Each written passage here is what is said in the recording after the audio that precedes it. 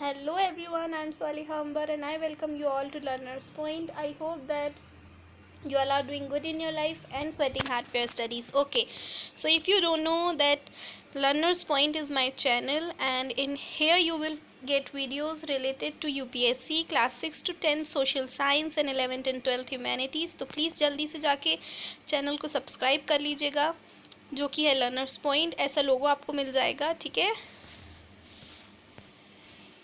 Channel का ऐसा जो लोगो दिख रहा होगा लर्नर्स पॉइंट का, आप प्लीज़ जाकर उस पर सब्सक्राइब कर लीजिएगा मेरे चैनल पे, ठीक है। तो today's video is about employment growth informalisation and other issues वाला चैप्टर जो है इकोनॉमिक्स का, उस पर, ठीक है। तो जैसे कि हम सभी जानते हैं कि 28 को टर्म 2 का इकोनॉमिक्स का पेपर है। हम बहुत ही अच्छे से रिवीजन कर लेंगे। मैंने इस वीडियो में इन एनसीईआरटी की जो इन्फॉर्मेशंस हैं बहुत ही इम्पॉर्टेंट, वो सभी इसमें हैं। तो प्लीज़ ये वीडियो को कंप्लीट देखना। Without wasting time let's get started. तो चलो शुरू करते हैं। जो आपका वो है ना बुक का, उसमें इंट्रोडक्शन वाला पार्ट देखना, वहाँ पर एक क्वेश्चन लिखा है, वाई डू पीपल वर्क। ये क्वेश्चन को बहुत ही अच्छे से पढ़ना, बिकॉज ये बहुत ही बेसिक बट बहुत इंपॉर्टेंट क्वेश्चन है। हम इसको क्विकली देख लेते हैं क्या है, ठीक है। तो क्वेश्चन लिखा हुआ है, why do people work. Answer है इसका, पॉइंट्स हैं, ठीक है। वो पॉइंट्स आप याद कर लेना, मैं एक बार आपको पढ़ के और समझा दे रही हूँ। Work plays an important role in our lives as individuals and as members of society. हम सभी जानते हैं, बहुत ही बेसिक सी बात है कि जो वर्क होता है वो हम सभी की लाइफ में एक बहुत ही इंपॉर्टेंट रोल प्ले करता है as individual and as members of society, ठीक है। People work for earning a living, है ना, ठीक है। Being employed in work gives us a feeling of self worth and enables us to relate ourselves meaningfully with others. ये एक बहुत ही important बात है कि कोई भी जो इंसान है वो काम करता है तो उस और ख़ुद पे डिपेंडेड होता है, तो उसको एक सेल्फ वर्थ की फीलिंग आती है ना, अपने अंदर एक कॉन्फिडेंस आता है। तो being employed in work gives us a feeling of self worth and enables us to relate ourselves meaningfully with others, ठीक है। फोर्थ पॉइंट है, every working person is actively contributing to national income and development of the country by engaging in various economic activities. That is the real meaning of earning a living, ठीक है। समझ में आया? क्या है ना कि जो सभी वर्किंग पर्सन्स जो होते हैं वो एक्टिवली कंट्रीब्यूट करते हैं नेशनल इनकम में और डेवलपमेंट में कंट्री के, ठीक है।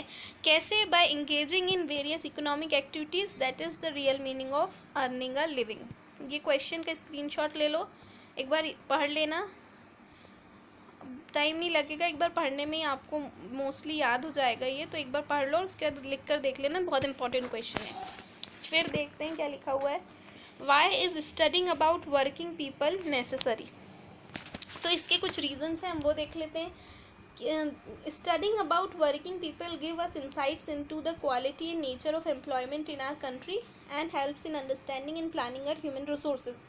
बहुत ही सिंपल सी बात लिखी हुई है कि जो हम जब किसी जो वर्किंग पर्सनस के बारे में, वर्किंग पीपल के बारे में स्टडी करते हैं, तो उससे हमको एक इंसाइट मिलता है into the quality and nature of employment in our country, ठीक है। कि नेचर क्या है एम्प्लॉयमेंट का और क्वालिटी क्या है एम्प्लॉयमेंट की हमारे देश में, और हमें समझने में भी मदद करता है और प्लान करने में भी ह्यूमन रिसोर्सेज को मदद करता है, ठीक है। It helps us to analyze the contribution made by different industries and sectors towards national income. ये हमको एक चीज़ और एनालाइज करने में मदद करती है, वो करता है, वो क्या है, contribution made by, जो कंट्रीब्यूशन डिफरेंट कंट्रीज़ और डिफरेंट इंडस्ट्रीज़ और सेक्टर्स नेशनल इनकम के टुवर्ड्स कंट्रीब्यूट करते हैं, जो वो भी एनालाइज करने में हमको मदद करता है। क्या? When we study about working people, ठीक है। It also helps us to address many social issues such as exploitation of marginalized sections of the society, child labor, etc.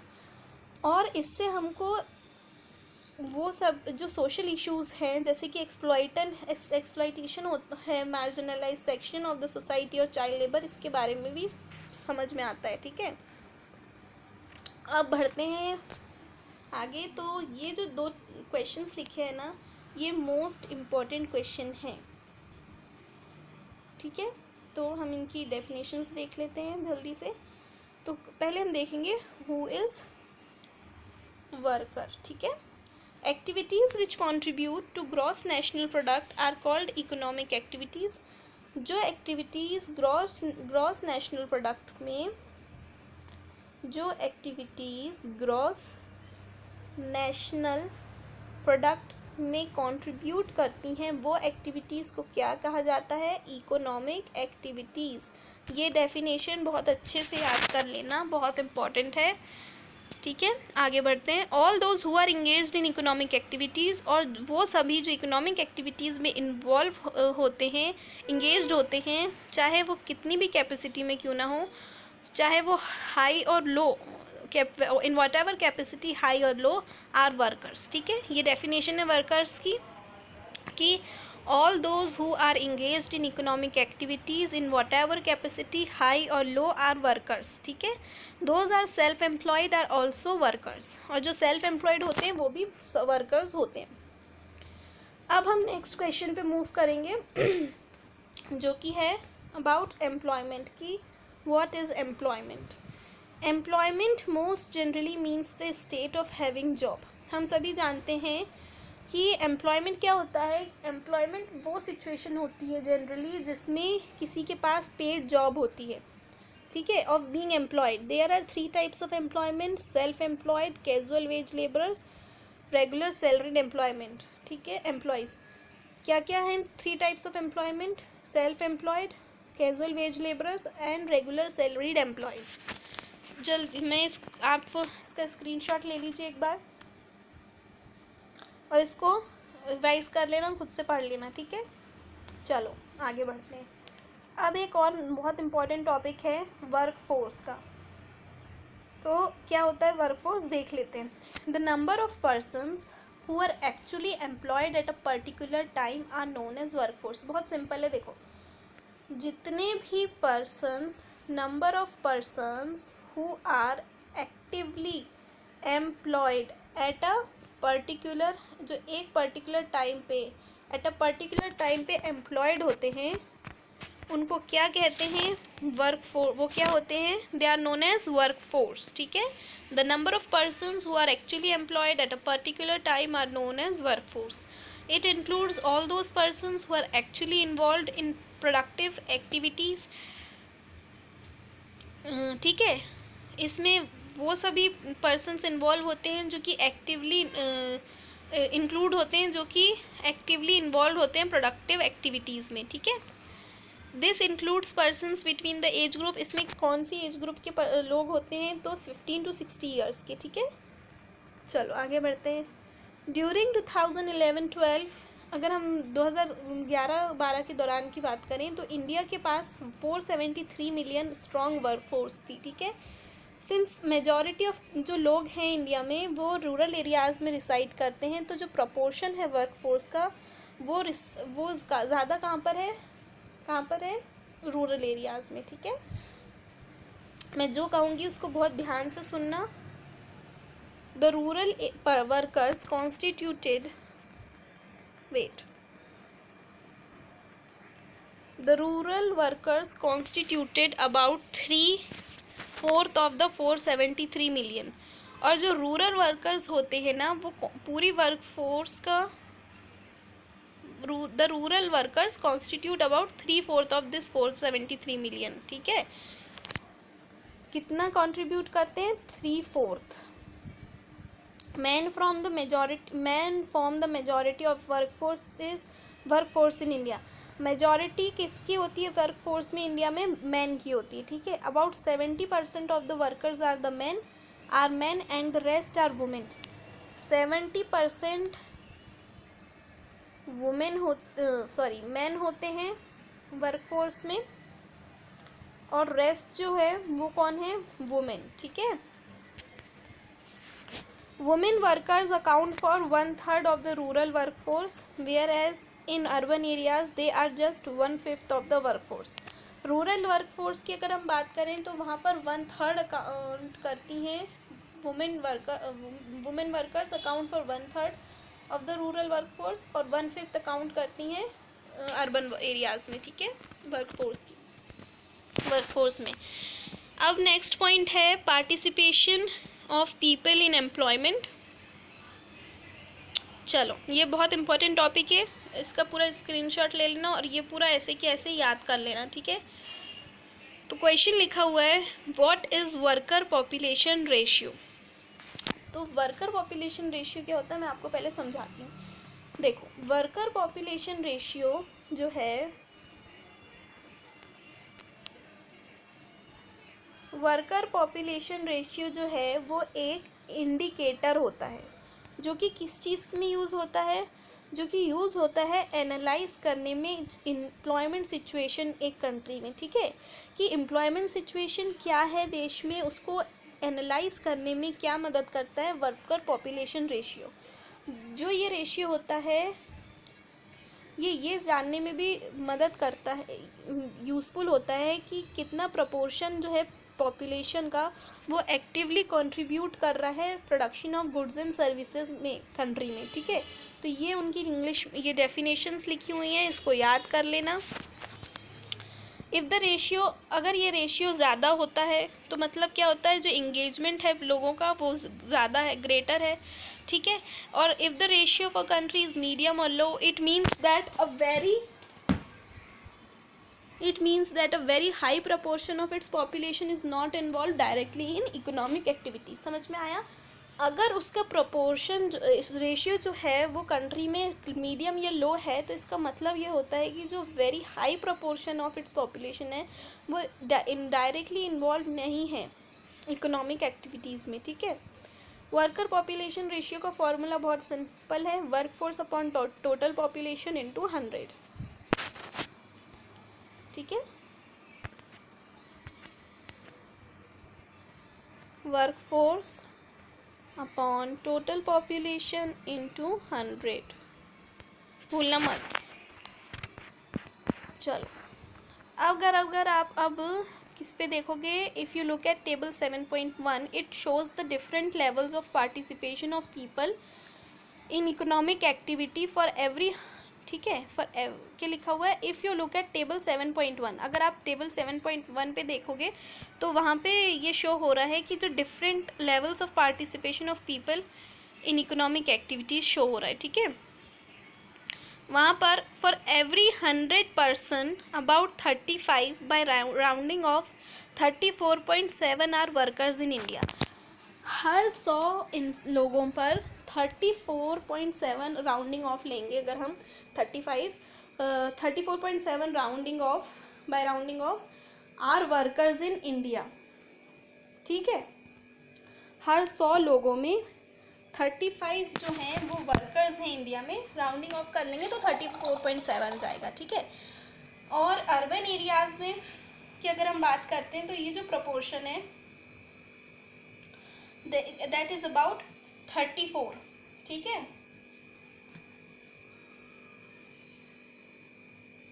ना। और रूरल इंडिया की बात करें तो जो रेशियो है वो 35 है। अर्बन एरियाज़ में कितना है, कॉपी नोटबुक निकालिए और उसमें इसको लिखिए, और ये डाटा बिल्कुल भूलना मत, अच्छे से याद कर लेना कि अर्बन एरियाज़ में जो प्रपोर्शन है वो है 34 और रूरल इंडिया में जो प्रपोर्शन है वो है 35। क्या देख रहे हैं हम,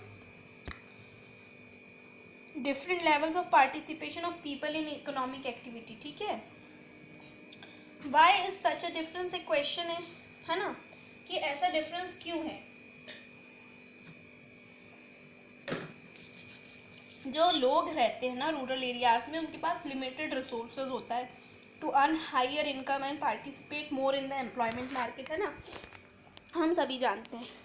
और मैंने जो उनमें से काफ़ी लोग क्या होते हैं, स्कूल्स भी नहीं जाते, ना कॉलेजेस जाते हैं, ना कोई इंस्टीट्यूशंस ट्रेनिंग इंस्टीट्यूशंस में जाते हैं, और अगर कुछ जाते भी हैं तो वो डिसकंटिन्यू कर देते हैं बीच में, क्योंकि उनको वर्कफोर्स ज्वाइन करना होता है। Whereas in the urban areas, a considerable section is able to study in various educational institutions. Urban people have a variety of employment opportunities. They look for the appropriate job to suit their qualification and skills, वो वैसी job ढूंढते हैं जो कि उनकी qualification और skills पे suit करती हैं। In rural areas people can, rural areas में जबकि लोग जो हैं वो घर पे भी नहीं रहते क्योंकि उनकी जो इकोनॉमिक कंडीशन होती है वो उनको वो करने से अलाउ ही नहीं करती। ठीक है, समझ में आ गया ये क्वेश्चन का आंसर क्या है? चलो वो जो हम डाटा देख रहे थे, ये टेबल है, इसको अच्छे से समझ लेना और याद भी कर लेना। ठीक है, ये worker population ratio in India 2017-18 का क्या है। तो यहाँ पे देखो टोटल अगर हम बात करें वर्कर पॉपुलेशन रेशियो तो कितना दिखा रहा है, 34.7। ठीक है, रूरल एरियाज़ की जब हम बात करते हैं तो 35 दिखा रहा है और अर्बन एरियाज़ की 33.9 दिखा रहा है। अभी हमने देखे थे कि ये जो डाटा था ना, ये डाटा भी हमने देखे कि अर्बन एरियाज़ में प्रोपोर्शन जो है वो 34 है जबकि रूरल एरियाज़ में 35 है। चलो आगे बढ़ते हैं। Self employed and hired workers. अब सेल्फ एम्प्लॉयड और हायर्ड वर्कर्स कौन होते हैं वो देख लेंगे। Workers who own and operate an enterprise to earn their livelihood are known as self employed. About 52% workforce in India belongs to this category. जो लोग खुद का एक एंटरप्राइज ओन करते हैं और उसको ऑपरेट भी करते हैं टू अर्न देयर लाइवलीहुड, यहाँ पे देयर की स्पेलिंग रॉन्ग है, करेक्ट कर लेना। ठीक है, देयर होगा वहाँ पे।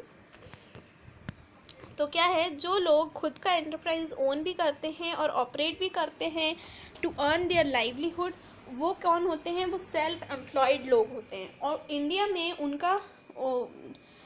में इस कैटेगरी से वर्कफोर्स में 52% जो लोग हैं वो बिलोंग करते हैं। कितने? 52%, जो कि बहुत ज़्यादा होता है। और अगर हम बात करें कैजुअल वेज वर्कर्स की, तो कैजुअल वेज वर्कर्स जो होते हैं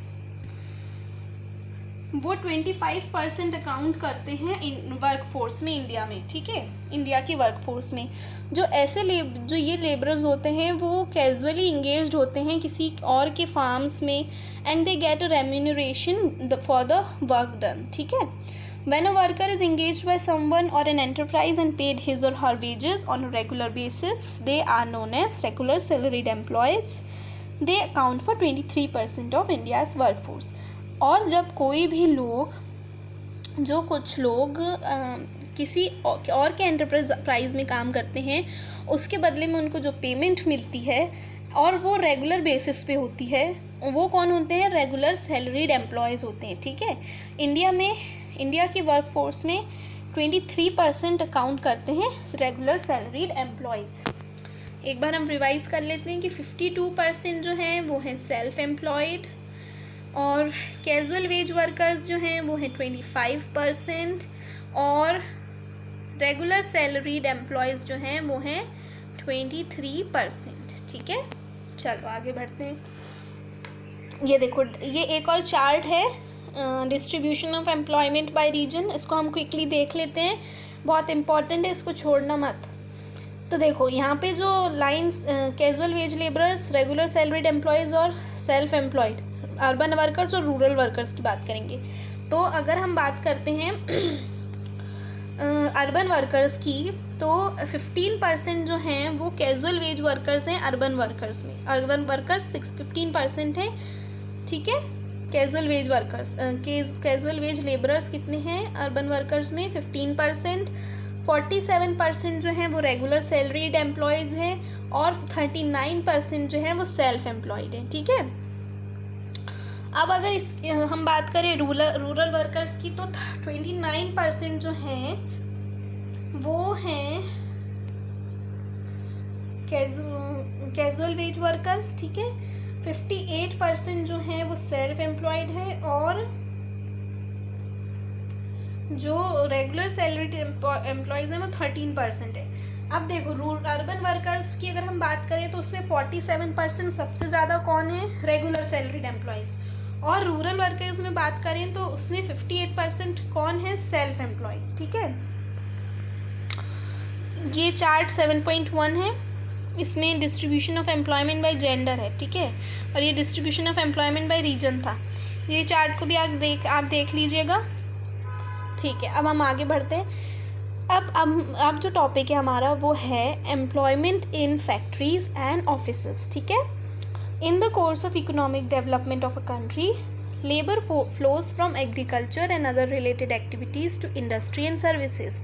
जो लेबर है ना वो एग्रीकल्चर और अदर रिलेटेड एक्टिविटीज़ से किस तरफ फ्लो हो गया, इंडस्ट्री टू सर्विसेज, मतलब फ्लो हो रहा है इंडस्ट्री टू सर्विसेज, ठीक है। इस प्रोसेस में जो वर्कर्स हैं वो माइग्रेट कर रहे हैं रूरल एरियाज से अर्बन एरियाज में, ठीक है। Eventually at a much large later stage the industrial sector begins to lose its share of total employment as the service sectors enters a period of rapid expansion. Okay, this shift can be understood by looking at the distribution of workers by industry. Generally we divide all economic activities into different industrial divisions. कौन कौन से हैं वो? Agriculture है, mining and enquiring, manufacturing, electricity, gas and water supply, construction, trade, transport and storage and services. For simplicity, all the working persons engaged in these divisions can be clubbed into 3 major sectors.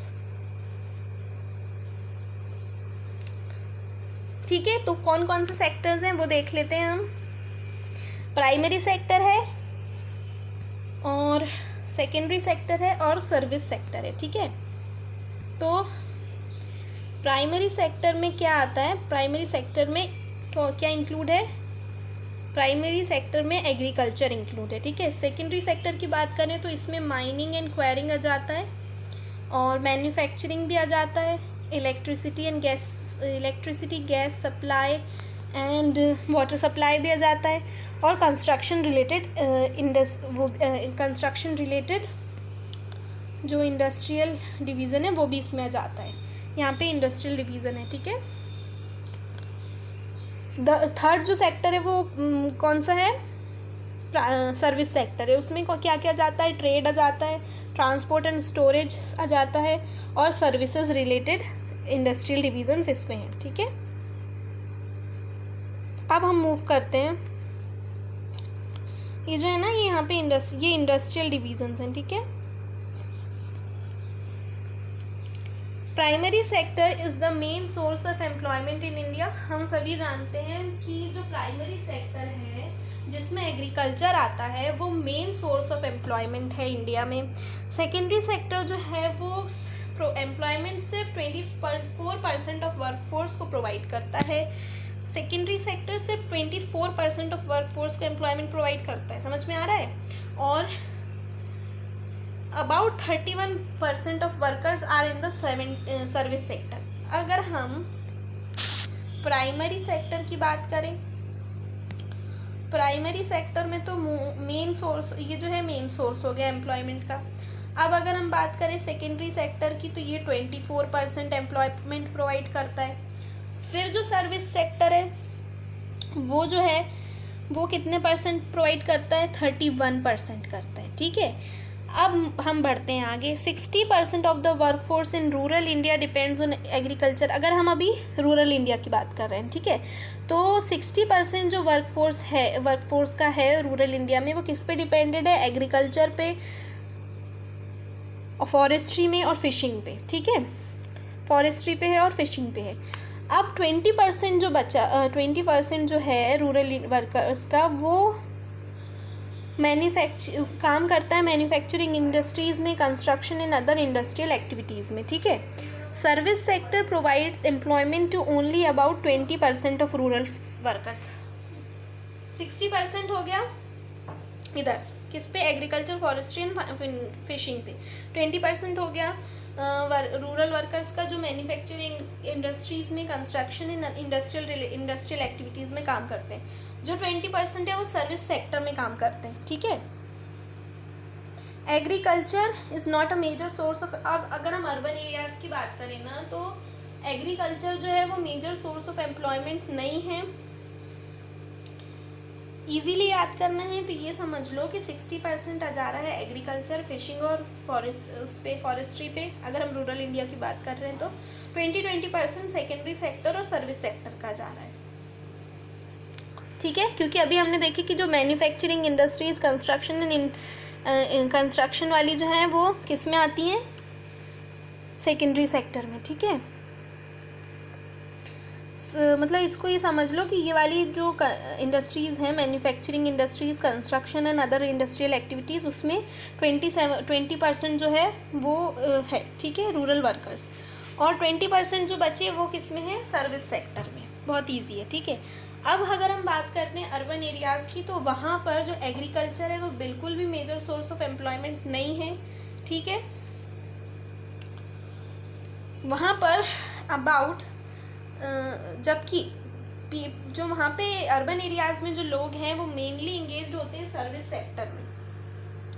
60% of urban workers जो हैं वो हैं are in service sector, ठीक है। About 60% of urban workers are in the service sector. The secondary sector give employment to about 1/3 of urban workforce, ठीक है।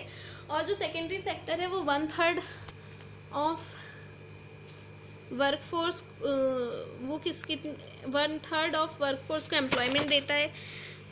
दो both man and women workers are concentrated in the primary sector, women workers concentration is very high. Primary sector में women workers का जो concentration है वो ज़्यादा है, वो बहुत ज़्यादा है, ठीक है। About 57% of the female workforce is employed in the primary sector. Question आया कि प्राइमरी सेक्टर में कितने, तो फीमेल वर्कफोर्स है तो 57%, ठीक है। Whereas less than half of males work in that sector. ये है distribution of workforce by industry, ठीक है, rural, urban, man and female, ठीक है। देख लेना इसको अच्छे से। अब नेक्स्ट टॉपिक जो है वो है growth and changing structure of employment. Next topic है ग्रोथ और जो चेंजिंग स्ट्रक्चर है एम्प्लॉयमेंट का वो, ठीक है।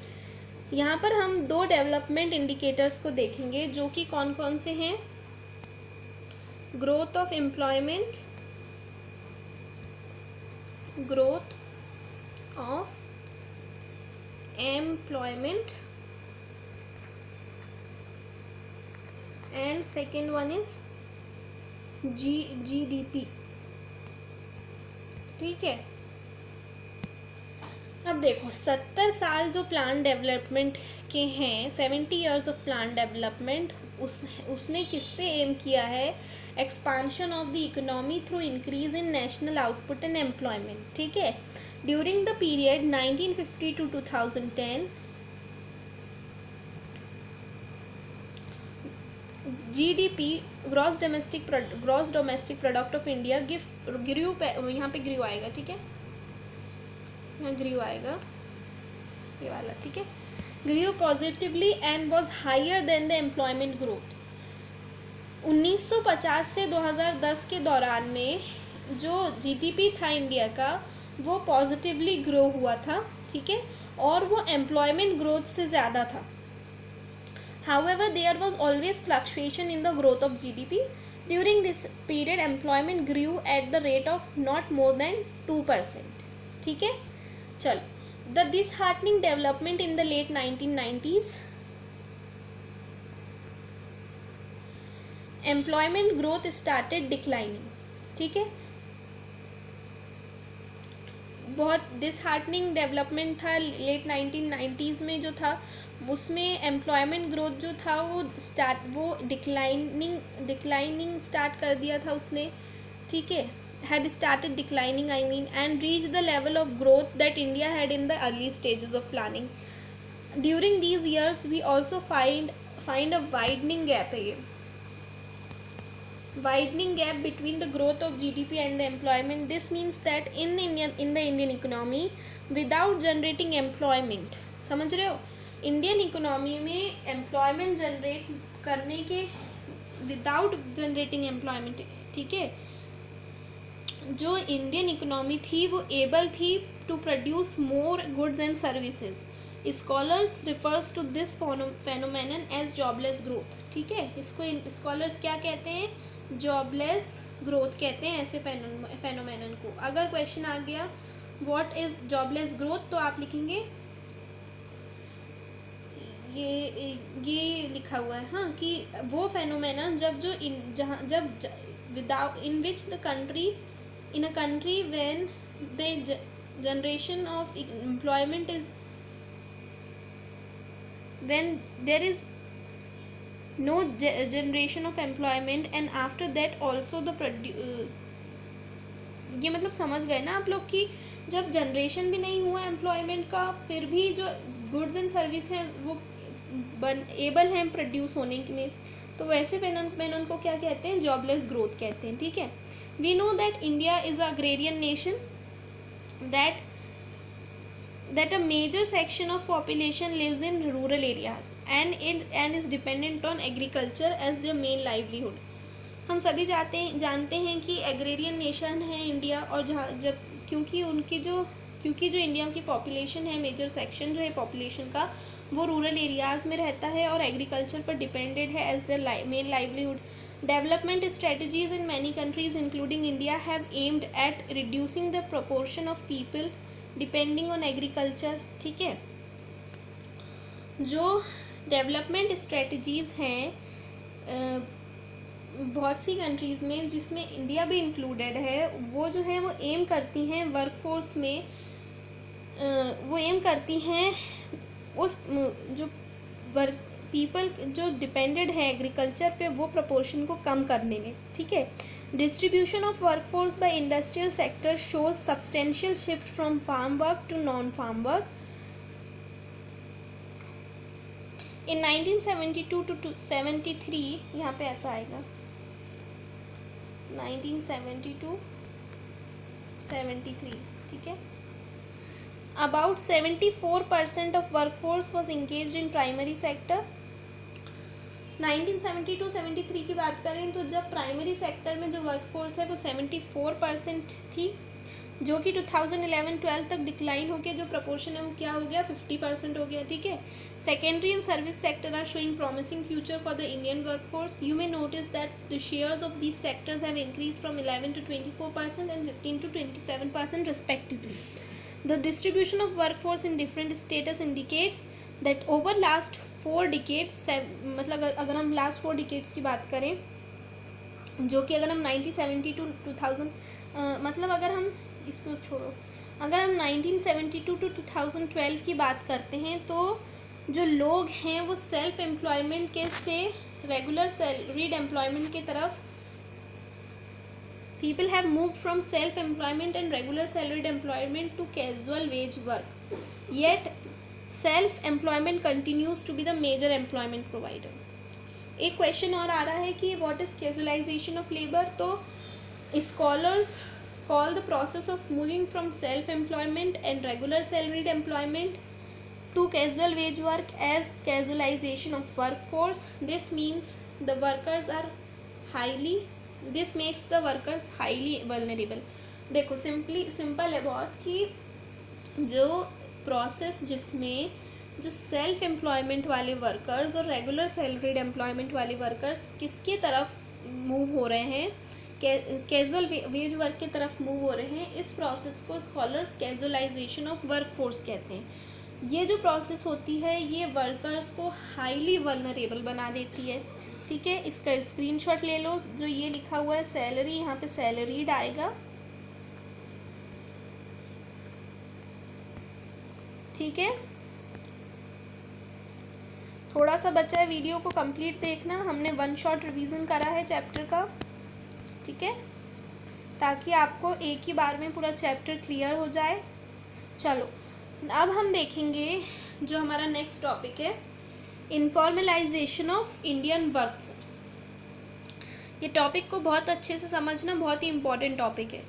One of the objectives of development planning in India since India's independence has been to provide decent livelihood to its people।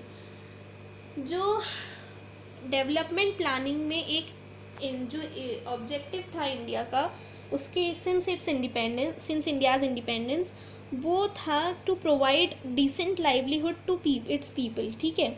It has been envisaged that the industrialisation strategy would bring surplus workers from agriculture to industry with better standard of living as in developed countries, ठीक है. Even after 70 years of plant development, more than half of the Indian workforce depends on farming as the major source of livelihood. 70 साल के बाद भी plant development के जो आधी से भी ज़्यादा जो इंडिया की वर्कफोर्स है वो किस पे डिपेंडेड है as a major source of livelihood, farming पे, ठीक है. Economist argue that over the years the quality of employment has been deteriorating. Economist जो है वो ये आर्ग्यू करते हैं कि जो ओवर द ईयर्स क्या हो रहा है कि जो क्वालिटी है एम्प्लॉयमेंट की वो डिटेरियोरेट हो रही है, ख़राब हो रही है. Even after working for more than 10 to 20 years, why do some workers, ये क्वेश्चन है कि इतने साल काम करने के बाद भी, 10 से 20 साल काम करने के बाद भी कुछ वर्कर्स को मैटरनिटी बेनिफिट नहीं मिलता, प्रोविडेंट फंड भी नहीं मिलता, ग्रेचुइटी भी नहीं मिलती है, पेंशन भी नहीं मिलता, ऐसा क्यों है? Why does a person working in the private sector get a lower salary as compared to another person doing the same work but in the public sector? ये दो क्वेश्चंस हैं, ठीक है. अब हम बढ़ते हैं आगे. Workforce are classified into 2 categories. Workforce को 2 कैटेगरीज में क्लासीफाई किया गया है, फॉर्मल और इनफॉर्मल सेक्टर्स, जिसको हम ऑर्गेनाइज्ड और अनऑर्गेनाइज्ड सेक्टर्स भी कह सकते हैं, रेफर कर सकते हैं, ठीक है. All the public sector establishments and those private sector establishments which employ 10 hired workers और more are called formal sector establishments and those who work in such establishments are formal sector workers. बहुत ही simple definition है पर बहुत important है, इसको बिल्कुल याद करना मत छोड़ना, अच्छे से याद कर लेना. तो सभी पब्लिक सेक्टर इस्टेब्लिशमेंट्स और वो प्राइवेट सेक्टर इस्टेब्लिशमेंट्स जिसमें जो कि एम्प्लॉय करती है 10 हायर्ड वर्कर्स और ज़्यादा उससे, are called formal sector establishments, and जो उसमें काम करते हैं उनको क्या कहते हैं? Formal sector workers. All other enterprises and workers working in those enterprises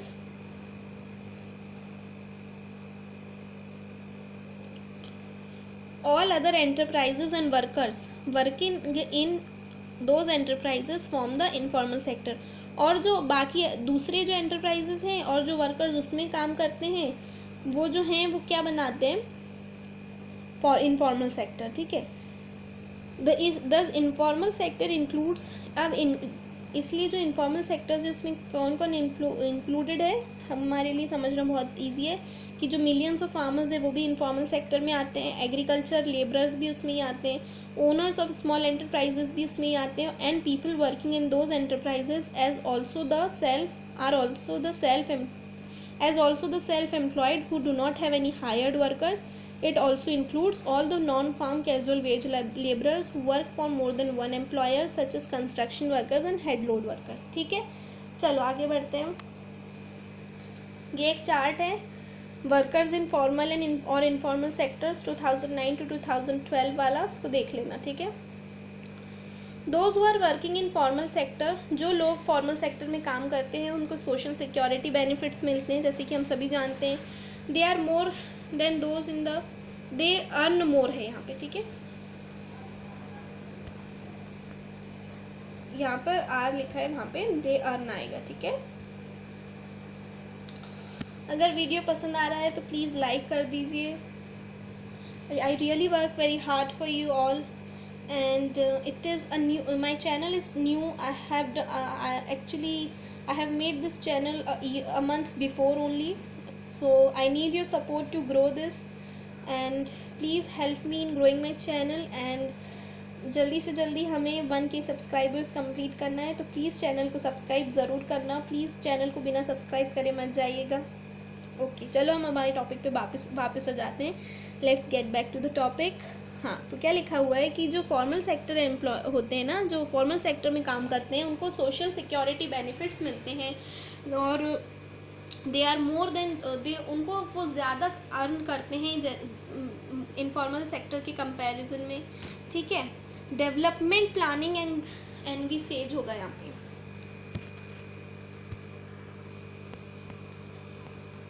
ये जो यहाँ है ना, यहाँ पे एनविसेज, कुछ मिस्टेक्स हो जाती हैं स्पेलिंग, यहाँ पर एनविसेज होगा। Development planning envisages to that, sorry I think एक बार मुझे रीचेक करने दीजिए यहाँ पे क्या हुआ है, यहाँ पे क्या है, एक सेकेंड। वैसे आई थिंक आपको वीडियो समझ में आ रहा होगा। इसमें एनसीईआरटी से रिलेटेड कंप्लीट इन्फॉर्मेशन है, एक एक इन्फॉर्मेशन मैंने कवर करी हूँ ताकि आपसे कुछ छूटे ना, ठीक है। एक मिनट बस मैं आपको यहाँ एक बार चेक करके बता देती हूँ, कंफर्म कर देती हूँ क्या लिखा हुआ है। वेट, हम पढ़ रहे हैं इनफॉर्मलाइजेशन वाला पॉइंट ना, ओके। हाँ, यहाँ पे है एनविसेज डी है, ठीक है। वहाँ पे आप लाइन यहाँ पे सुधार लीजिएगा, मैं आपको बता देती हूँ। Development planning envisaged that as the economy grows, वैसा है, ठीक है। Development planning envisaged that as the economy grows more and more workers would become formal sector workers and the proportion of workers engaged in informal sector would dwindle,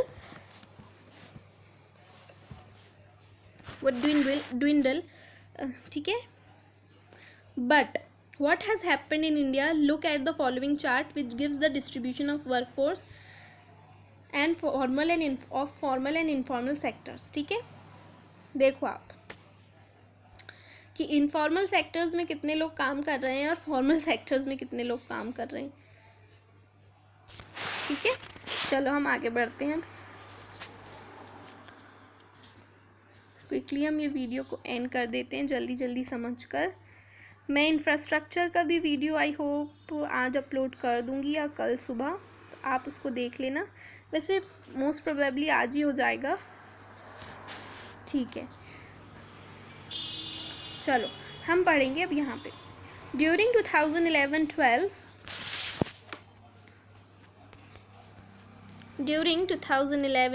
India had about 473 million workers in the country, ठीक है।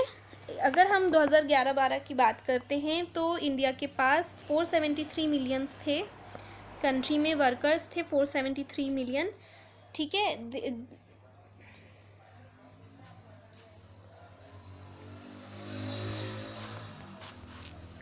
फिर यहाँ पे आएगा there आएगा, ठीक है। There are about, यहाँ पे फुल स्टॉप आ जाएगा उस कंट्री के बाद। फिर there are about 30 million workers in the formal sector,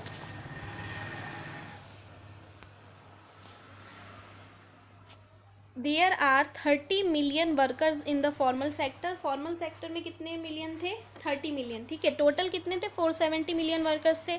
30 million कौन किस में हो गए? फॉर्मल सेक्टर में। अबाउट ओनली 6% जो थे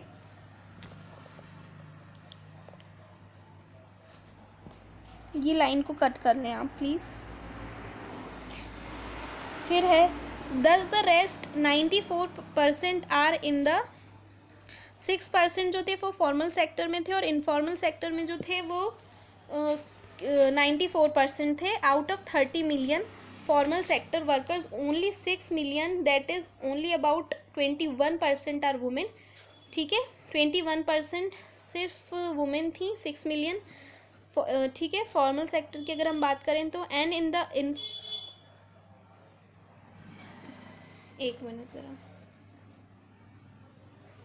फिर देखिए अगर हम फिर बात करें in the informal sector, male workers account for 69% of the work force, ठीक है। Many developing countries including India started paying attention to the enterprises and workers in the informal sector as employment in the formal sector is growing. Workers and enterprises in the informal sector do not get regular income, that is they do not have any protection or regulation from the government.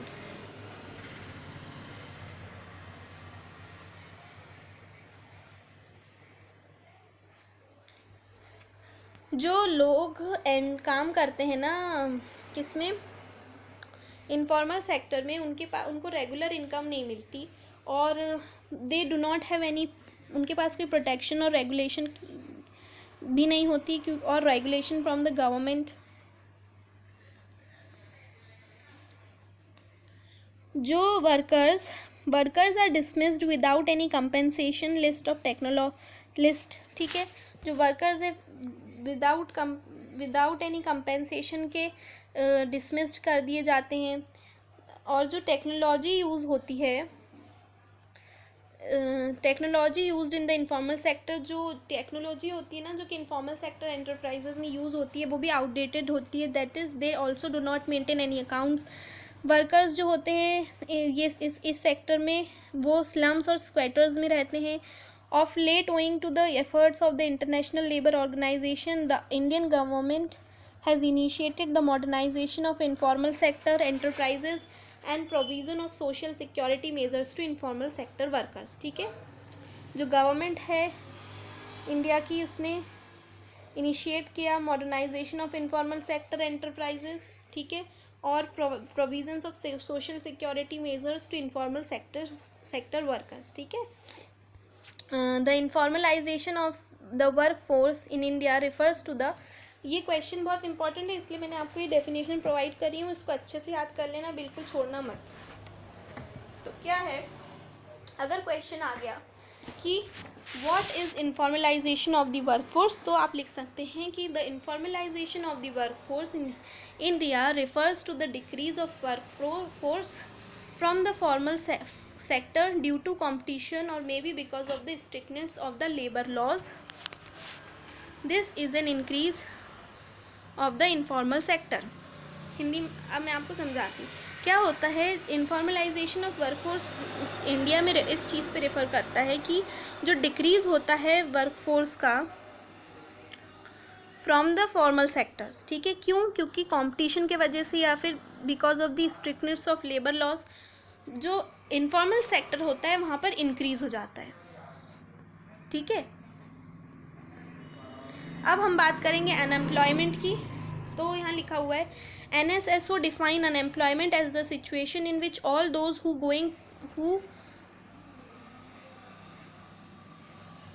एक minute,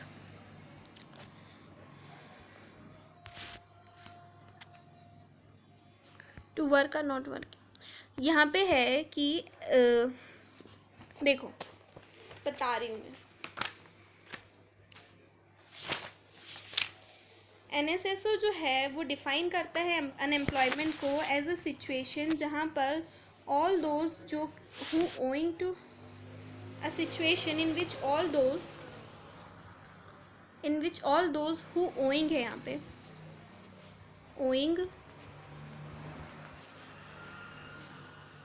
owing to lack of work are not working, owing to lack of work are not working but either seek work through employment exchanges या फिर intermediaries, ठीक है, या exchanges, intermediaries, friends और relatives, और by making applicants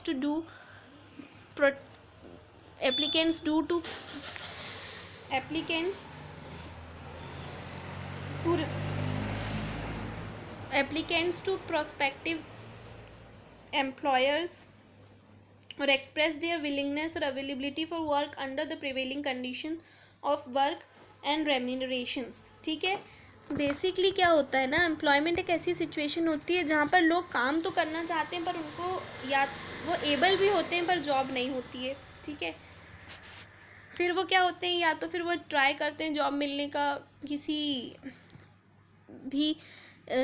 अलग अलग ज़रिए से, कि एम्प्लॉयमेंट एक्सचेंज, इंटरमीडियरीज या फिर फ्रेंड्स या फिर रिलेटिव्स के ज़रिए से, और by making applicants to prospective employers. ठीक है, और एक्सप्रेस देयर विलिंगनेस और available for work under the prevailing condition of work and remunerations. इसमें ना थोड़ी स्पेलिंग मिस्टेक्स हैं, इसलिए आप अपनी NCERT की बुक में जो एम्प्लॉयमेंट वाला टॉपिक है उसमें एक बार देख लेना सही से, NSSO वाला पार्ट।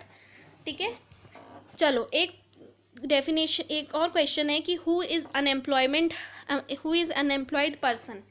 तो जो इकोनॉमिस्ट्स जो हैं वो डिफ़ाइन करते हैं एक अनएम्प्लॉयड पर्सन को as one who is not able to get employment of even 1 hour in half a day. ठीक है, ये word to word by learn कर लेना. Unemployed persons are those who are currently not working but are able and willing to work for a pay. Unemployed लोग वो होते हैं जो कि करेंटली तो काम नहीं कर रहे हैं पर वो काम करना चाहते हैं फॉर अ पे. ठीक है, और एम्प्लॉयमेंट की डेफिनेशन जो मैंने सिंपल बताई कि unemployment is a situation where a person is willing to work and is able to work but does not get a work. ठीक है, ये होती है एम्प्लॉयमेंट की डेफिनेशन. अब कुछ टाइप्स होते हैं अनएम्प्लॉयमेंट के. तो रूरल एम्प्लॉयमेंट, अर्बन एम्प्लॉयमेंट और अदर टाइप्स भी होते हैं. तो रूरल एम्प्लॉयमेंट में सीजनल अनएम्प्लॉयमेंट और डिस्गाइज्ड अनएम्प्लॉयमेंट आ जाता है. और अर्बन एम्प्लॉयमेंट की अगर हम बात करें तो इसमें industrial unemployment, educational unemployment, frictional unemployment आ जाता है, ओपन अनएम्प्लॉयमेंट आ जाता है. ठीक है, यहाँ पे सी है. फिर नहीं एक मिनट. अर्बन अनएम्प्लॉयमेंट में इंडस्ट्रियल अनएम्प्लॉयमेंट और एजुकेशनल अनएम्प्लॉयमेंट आता है. और अदर टाइप्स जो अनएम्प्लॉयमेंट के हैं उसमें frictional unemployment, open unemployment, structural unemployment और साइक्लिकल अनएम्प्लॉयमेंट आ जाता है. इसको अच्छे से याद कर लेना. ठीक है, ये तीनों टाइप्स जो हैं उसको याद कर लेना, इनके सब टाइप्स भी याद कर लेना. अब गवर्नमेंट एंड एम्प्लॉयमेंट जनरेशन की अगर हम बात करें तो मनरेगा तो आप सभी ने सुना ही है. Mahatma Gandhi National Rural Employment Guarantee Act जो इसका फुल फॉर्म है 2005. इट प्रोमिसेस 100, ये जो है वो प्रॉमिस करती है 100 days of guaranteed wage employment rural households को जो कि वॉल्टियर करते हैं to do unskilled manual work. ठीक है, this scheme is one of the many measures the government has implemented to generate employment for those who are in need of jobs in rural areas. ठीक है, ये मैंने इसलिए लिखी हूँ क्योंकि ये बहुत इम्पॉर्टेंट है और इसको अच्छे से याद कर लेना. इसकी जो इन्फॉर्मेशन मैंने यहाँ लिखी हूँ. ठीक है, what are the efforts taken by government for creating opportunities for employment generation, ये क्वेश्चन है और बहुत इम्पॉर्टेंट है. ठीक है, लास्ट है, इसको अच्छे से समझ लीजिए फिर हम वीडियो एंड करते हैं. Since independence the union and state governments have played an important role in generating employment और creating opportunities for employment generation. ठीक है, इंडिपेंडेंस से ही जो यूनियन और स्टेट गवर्नमेंट्स हैं वो बहुत ही इम्पॉर्टेंट रोल प्ले करी हैं उन्होंने इन जनरेटिंग एम्प्लॉयमेंट. ठीक है, या फिर creating opportunities for employment generation. Their efforts can be broadly characterised into direct and, यहाँ पे 2 है. ठीक है, कुछ भी नहीं आएगा यहाँ पे, कट हो जाएगा, cut it. Into direct and indirect. In the first category, that is direct, the government employs people in various departments for administrative purposes. ठीक है, it also runs industries, hotels and transport companies and hence provides employment directly to workers. When the output of goods and services from government enterprises increases, then private enterprises which receive raw material from government enterprises will also raise their output and hence increase the number एक minute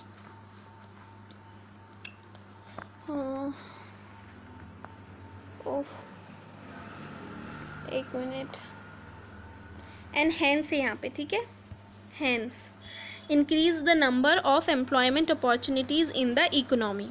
ठीक है, समझ में आ गया, ये answer को याद कर लेना.